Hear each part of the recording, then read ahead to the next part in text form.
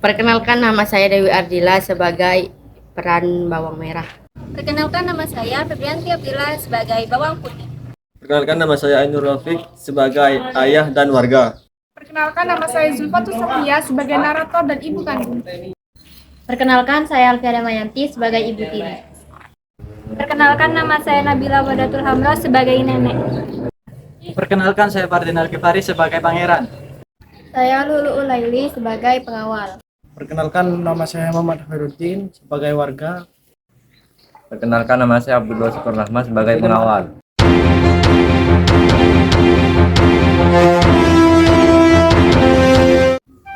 Alkisah hiduplah seorang gadis bernama Bawang Putih yang tinggal bersama ibu dan kakak tirinya bernama Bawang Merah.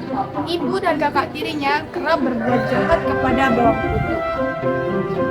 Mereka menyuruh Bawang Putih untuk mengerjakan semua pekerjaan rumah, layaknya seorang pembantu. Sebelumnya, kehidupan Bawang Putih amatlah sangat bahagia. Ayahnya adalah seorang pedagang yang saling berpergian, dan ibu kandungnya yang sangat sayang kepadanya. Namun, semua itu berubah ketika keduanya meninggal. Ibunya meninggal karena sakit ketika Bawang Putih berumur 16 tahun. Nah, setahun berikutnya, ayahnya meninggal. Sebelum ia meninggal, ayah Bawang Putih menikah dengan janda yang memiliki anak bernama Bawang Merah. Sekarang, hanya tersisa ibu dan kakak tirinya, menjadikan ibu tirinya dan Bawang Merah bersikap semakin jahat kepada Bawang Putih. Hampir seluruh pekerjaan rumah dilakukan oleh Bawang Putih, yang selalu disuruh oleh ibu tirinya dan Bawang Merah. Dari mulai memasak, mencuci piring, hingga membersihkan rumah.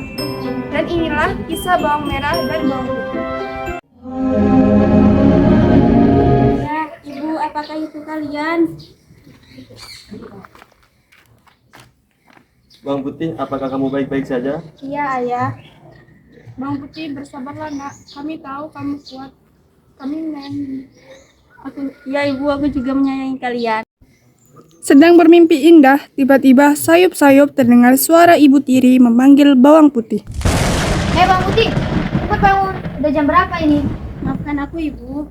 Lihat, udah jam berapa ini? Bukannya kamu harus nyuciin baju kita? Iya, Ibu, maafkan aku. Maaf. Ya udah nih, cepet cuciin baju kita.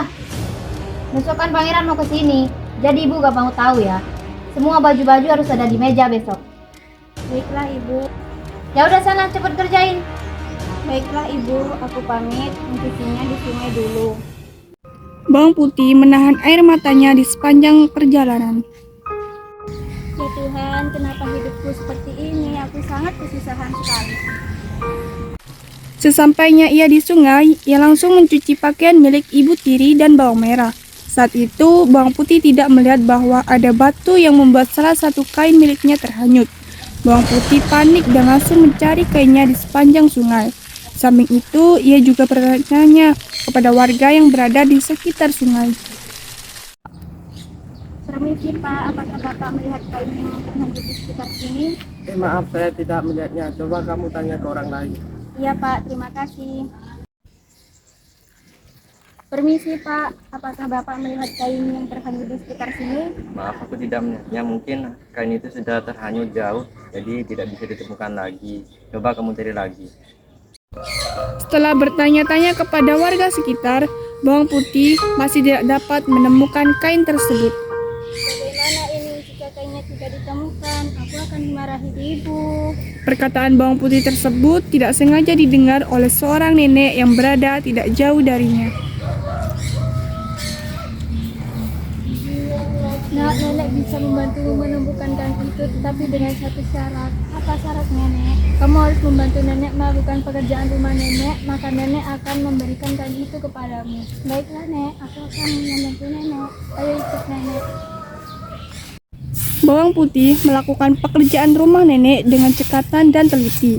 Nenek itu terkagum melihat cara kerja Bawang Putih, sehingga ia memberikan sebuah hadiah kepada Bawang Putih, sekaligus dengan kain yang dicari oleh Bawang Putih. Nah, ini adalah kain yang kamu cari, dan ini adalah satu kotak hadiah untukmu. Terima kasih, Nek. Nenek sudah membantu menemukan kainku. Tapi maaf, aku tidak membutuhkan hadiah ini, Nek. Tidak nak, terimalah hadiah ini. Terima kasih Nek.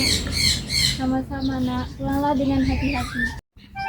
Bawang putih pun kembali ke rumah, dan tak terasa ternyata ia tiba di rumah pada saat malam hari. Dari mana aja kamu jam segini baru pulang? Paling dia habis cari perhatian orang-orang. Maaf ibu, tadi kainnya terhanyut, jadi aku sedang mencarinya. Apa? Udah kamu temuin kan kainnya? Sudah ibu, aku sudah menemukannya. Untung aja udah ditemuin. Kalau enggak, udah diusir kamu dari sini. Ya udah, aku mau tidur dulu. Besok kan pangeran mau ke sini. Sama aku juga, jangan lupa ya beresin sisa makanan kita ya. Ya udah Bu, ayo kita tidur. Mereka tidak menyadari bahwa bawang putih membawa kotak yang merupakan pemberian nenek sebagai bentuk imbalan dari memenuhi syarat nenek tersebut.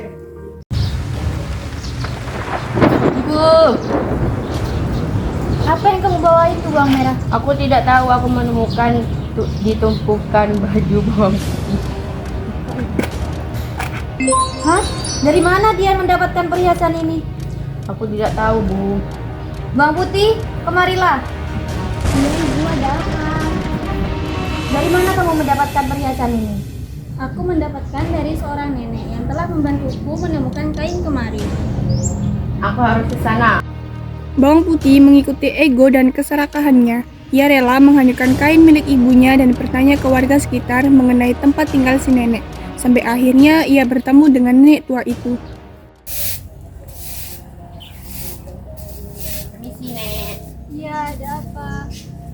Aku bawang merah, saudari bawang putih. Ada apa kau kemari?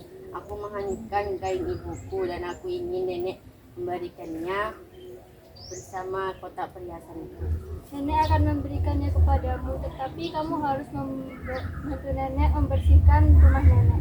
Apa? Gak mau.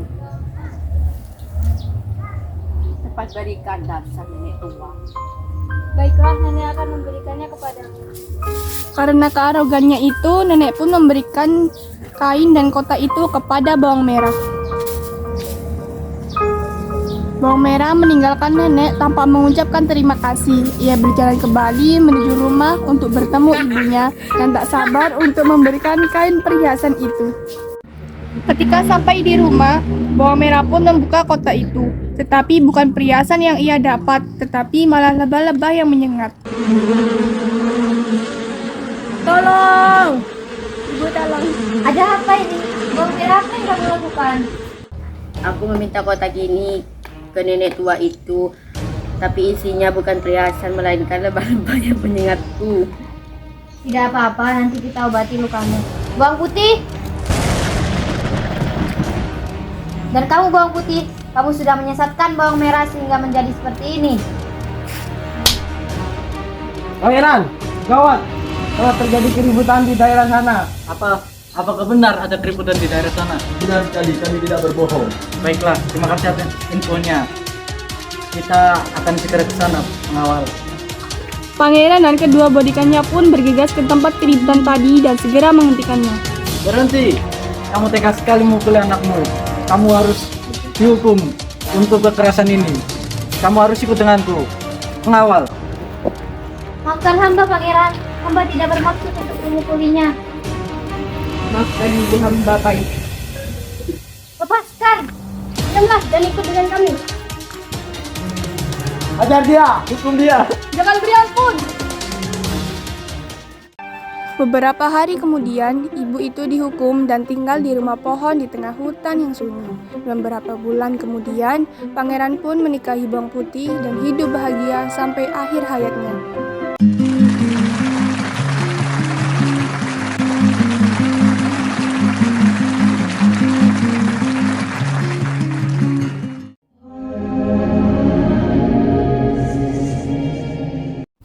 Nah, pesan moral yang dapat kita ambil dari cerita tersebut adalah bahwa orang yang berbuat jahat dan serakah akan mendapatkan ganjaran yang setimpal. Tetapi, orang yang berbuat baik akan mendapatkan yang baik pula.